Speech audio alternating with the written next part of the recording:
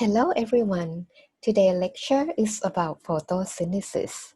In this picture, I'm showing you an experiment around 200 years ago from Joseph Priestley. He discovered an importance of oxygen. In this picture, the first one, he has a jar, the glass dome, with a candle inside and a mouse. Once he allowed the mouse to live together with a candle, just not for long, a mouse died and the candle put itself down.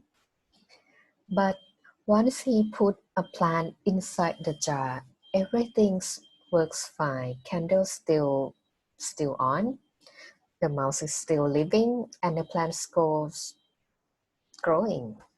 That means plants produce oxygen from the carbon dioxide that generated by combustions of the candle, and also from the mouse as well. So that process is called photosynthesis. It's starting with carbon dioxide and water, and then the end product is glucose and oxygen. From the word, photosynthesis means synthesis by using light. Photosynthesis is actually occur inside the leaves of the plants.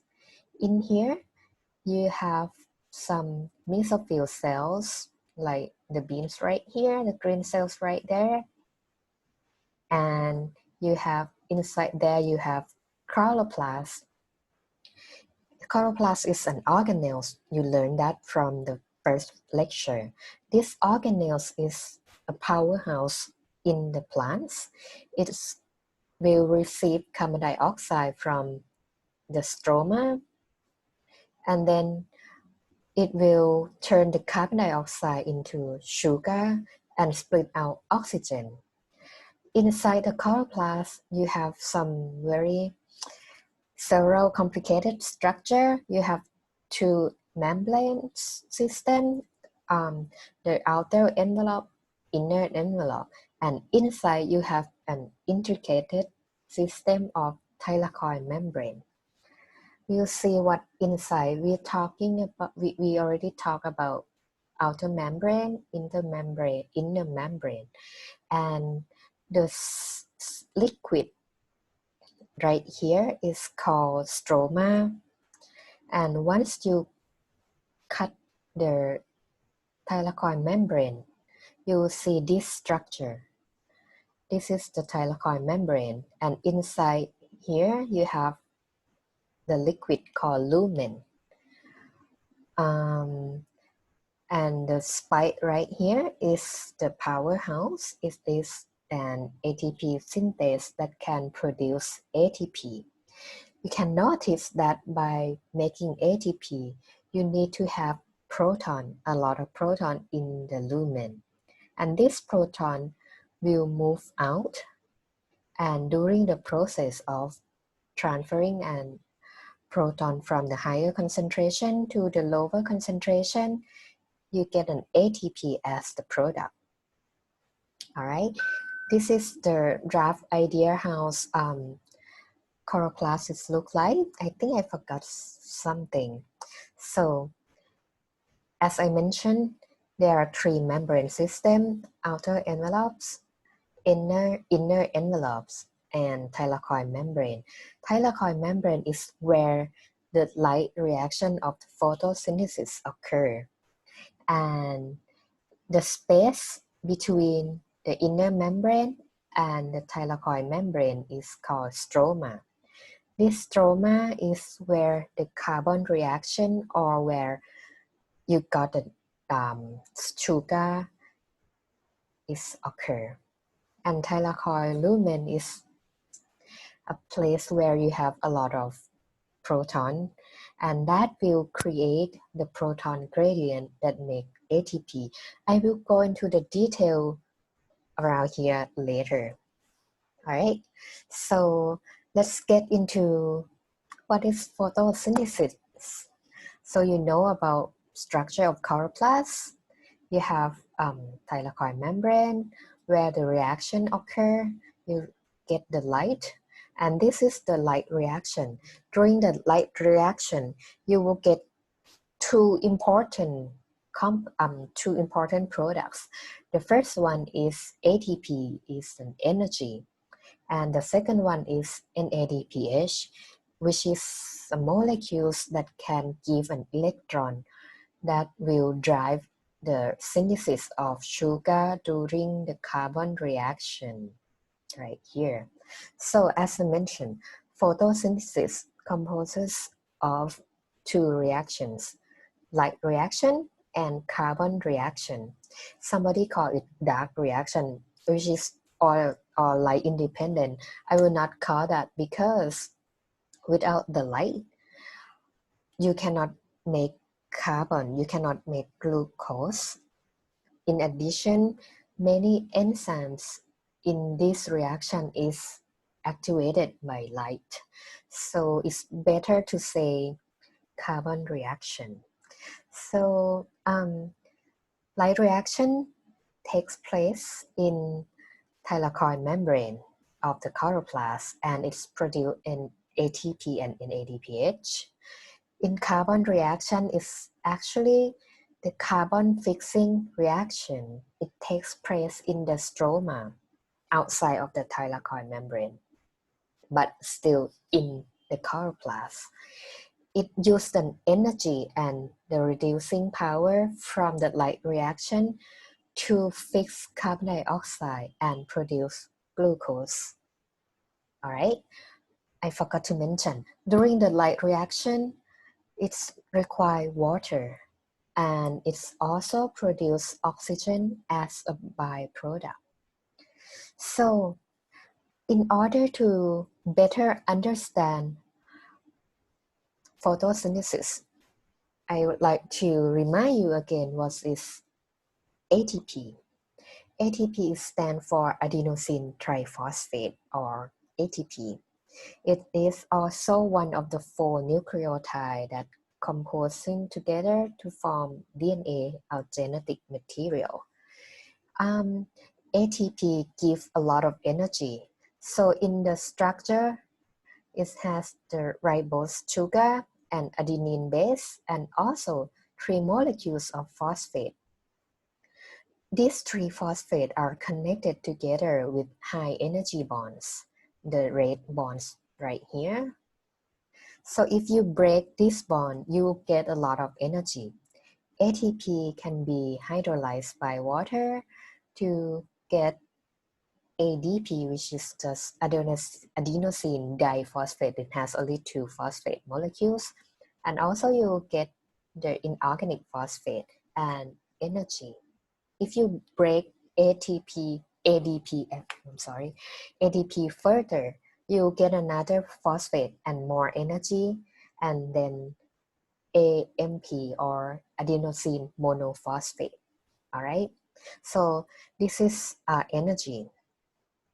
And the next thing I want to remind you is about the redox reaction.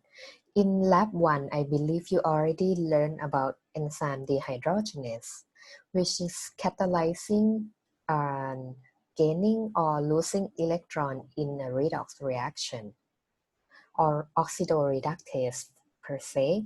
Redox reaction composing of 2 parts, oxidation and reduction. Oxidation is about losing an electron. Reduction is about gaining an electron. In this equation, you have A star, you have electron with an A star, and once it loses an electron, it will become just A, and it gives this electron to a B. And B, once it gains an electron, it becomes B star. So in the oxidation reaction, A star loses an electron, and A star, you can say that A star is oxidized by B, or A is an electron donor, it gives electron. A star is in the reduced form. Reduced form means you have more negative ions. That means more electron. Once it loses an electron, it becomes oxidized. For B is an oxidized form. Once it receives an electron, it will become reduced. So it is an electron acceptor. All right. So we know more about redox reaction. Now we need to know more about electron carrier or acceptor. There are about a few molecules, and the first one that I like you to know about is NAD+, NADPH, NADH, and NADPH. All these are enzymes cofactor. Cofactor is just the helper of an enzyme. For an enzyme to function fully, it needs that those enzymes need helpers, and some of them are called cofactor. Cofactor will not bind to a protein of enzymes, but it will help to have the reaction occur. And NAD plus or NADP are actually stand for nicotinamide adenine dinucleotide or nicotinamide adenine dinucleotide phosphate for NADP plus. And this is the structure for both of them. The difference are just here, right, in the R group. For NAD plus, this R will be OH. For NADP plus, this R will be phosphate group. And once this NADP plus or NAD plus, the oxidized form, receives 2 electron and 1 proton, it will become reduced and it will be called NADH or NADPH.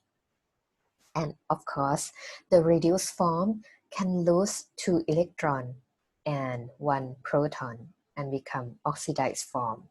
So this guy can change form, whether it have more electron or less electron. More electron we call it reduced form. Less electron we call it oxidized form. The next two guys are FAD and FMN.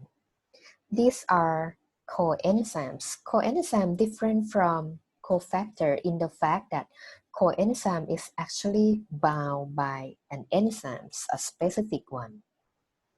And FAD and FMN are flavin adenine dinucleotide for FAD or flavin mononucleotide or FMN.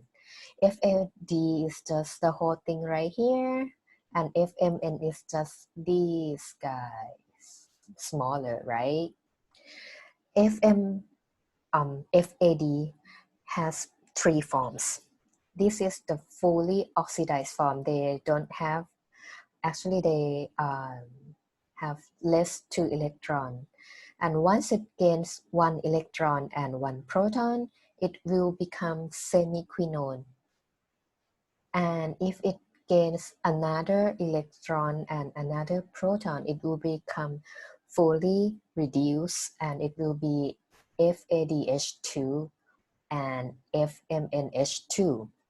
In our lecture, we will focus on NAD+, NADPH, NADH, and NADPH. NADPH and NADP plus are involving in photosynthesis, but NAD plus and NADP and NADH are involving in respiration, which we will learn about it in the next lecture.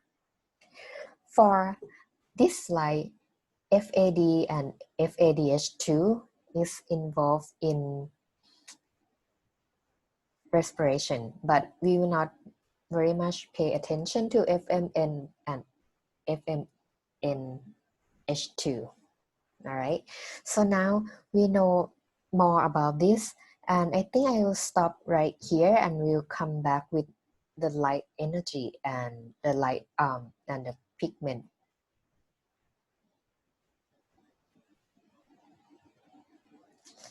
See you guys in the next